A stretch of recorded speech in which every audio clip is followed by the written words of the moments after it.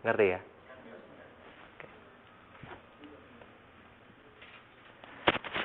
Iya. Kalau dari segi makna, jadi perbedaan antara kalimat dengan klausa itu sebenarnya ya dari segi maknanya ini. Tadi saya sebenarnya sudah jelasin sih, harusnya udah ngerti ya. Permasalahannya adalah kalau klausa itu nggak lengkap, maksudnya masih belum selesai. Jadi independent clause, makanya tadi saya selalu bilangkan, kalau saya kasih titik baru jadi kalimat, kalau enggak ya belum jadi.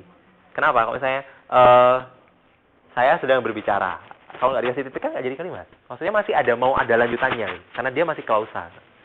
Kalau misalnya memang maksudnya cuma itu doang, ya udah kasih titik baru jadi kalimat ya.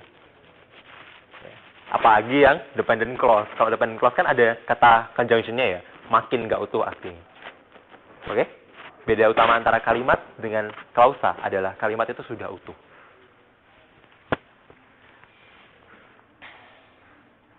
Iya, itu ya, ada contoh. I know that boy because we go to the same school. Sama I know that boy. I know that boy yang atas sama I know that boy yang bawah, meskipun isinya sama, tapi posisinya nggak sama. Kenapa? Karena yang atas, itu dia adalah bagian dari kalimat yang lengkap. Jadi kalau itu saya tutup, dia jadi klausa kan? Artinya masih belum lengkap. Tapi kalau ini saya tutup, terus saya kasih titik, jadi ini.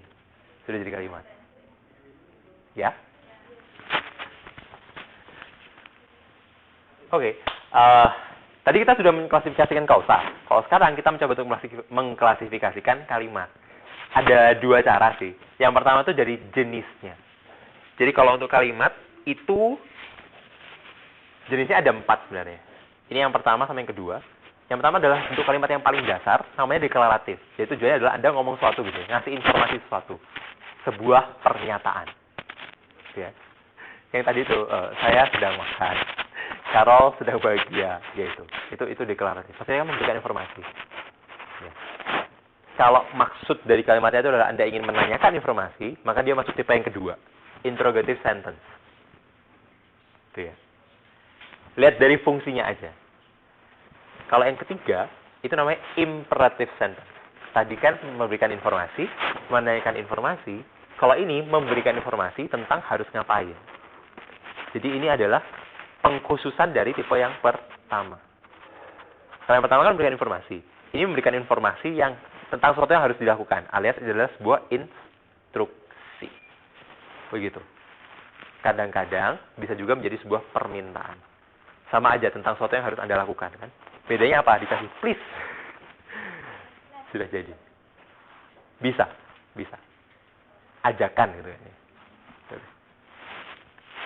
Yang terakhir, pokoknya itu kan selama itu masih menyatakan sesuatu yang harus dilakukan gitu kan. Maksudnya. Yang terakhir itu adalah eksklamasi. Jadi kalau eksklamasi itu cuman ini ya tipe yang amat sekali gitu. Jadi maksudnya cuma menyatakan perasaan. Maksudnya wow, kenapa? Kayak gitu doang sih. Itu ada contohnya. Tapi ini satu bahasanya cukup menarik. Kenapa? Kita lihat satu persatu ya. Jadi masih ingat fungsinya ya. Ngasih informasi, tanya informasi, ngasih informasi tentang mesti ngapain.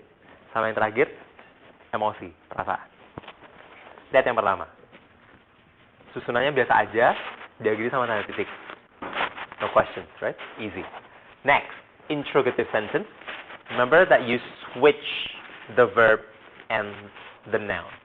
Or, to be more specific, the subject and the predicate. You switch them. Okay? That's in questions. Tidak peduli itu mau pertanyaan yang yes, no, ataupun pertanyaan yang question word. Pasti predikatnya di depan. Sekarang saya nanya, apa bedanya pertanyaan yes, no sama pertanyaan question? Question word.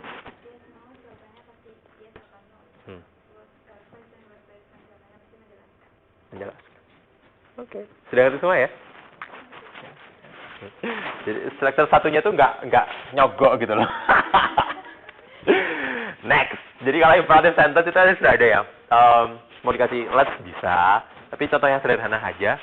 Jadi kalau misalkan Anda kasih please atau kasih apa, tapi intinya itu Anda ingin menyatakan sesuatu yang mesti ngapain. Contoh kayak ini. Biasanya akan diakhiri dengan tanda seru.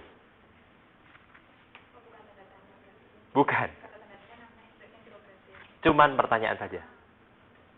Jadi kalau untuk yang terakhir, ini diakhiri pasti pakai tanda seru. Hanya pertanyaan yang diakhiri dengan tanda tanya. imperatif dan exclamatory pun diakhiri dengan tanda seru karena biasanya mintakan sesuatu yang sifatnya cepat atau sifatnya instant. Iya, lebih instant modelnya. Maksudnya Anda ingin menekankan sesuatu pada seorang, makanya bisa sudah. Oke? Kalau yang imperative sentence, ini mirip dengan yang tadi saya contohkan di awal. Kadang-kadang bentuknya nggak lengkap. Cuman bilang stop aja itu sudah jadi satu kalimat. Kenapa? Karena artinya sudah utuh gitu ya. Dan untuk yang ini perkecualian mau ditulis pun, dalam bentuk tulis pun kadang-kadang ada. Kalau Anda bercerita. Ya. Jadi nggak pernah kalau misalnya nulis dokumen, tiba-tiba ada kalimat stop, ada seru, nggak ada. Nggak mungkin. Kalau yang exclamatory sentence, ini sudah pernah pakai mungkin? Belum ini. Ini sebenarnya cuma ekspresi ungkapan pernyataan perasaan aja sih. Bedanya ini, tapi ini pakainya cukup lucu. Jadi Anda bisa pakai what, bisa pakai how. Kalau misalnya what, itu pasti diikuti sama noun. Kalau how, itu diikuti sama adjective. Meskipun itu mau diakhiri dengan tambahan sesuatu gitu ya, itu kan ditulisnya saya kasih dalam kurung. Kenapa? Karena itu sebenarnya adalah part of predicate. Jadi maksudnya part of predicate-nya bisa tambahin lagi. Katakanlah, what a good dinner that was. That was-nya kan cuma menjelasin, oh ya, yang tadi. Kalau misalnya saya mau bilang, what a good dinner, selesai, ya nggak apa-apa. Wah, maksudnya apa? Makan malamnya enak gitu. Sudah kayak gitu doang. Wah, cantiknya, kayak gitu. Sudah kayak gitu. How beautiful. Kalau Anda mau memperjelas, ya pakailah how beautiful she is. Perhatikan juga bahwa tidak harus adjektif, tidak harus noun. Ternyata ada lagi ya. Kalau misalnya mau pakai adverb juga bisa. How beautifully she sang. Ingat bahwa karena Anda sudah mencapai level semester 2, sudah harus tahu dengan pemakaian tenses ya. Jangan sampai keliru. Kalau misalnya memang nyanyinya sudah tadi, nggak mungkin Anda bilang how beautifully she sings.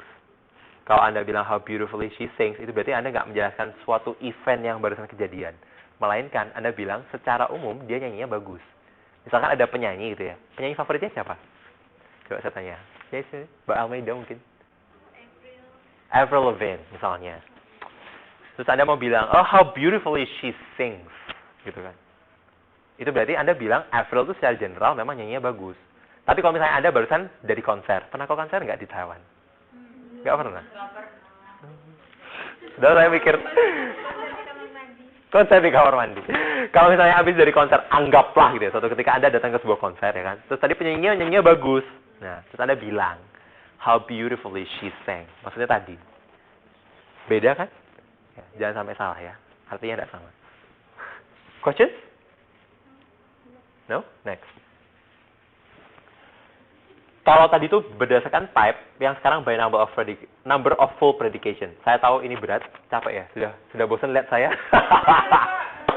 Gini, soalnya memang materinya itu, ya, habis ini kita break sebentar. Jadi akhir bab 1, break sebentar.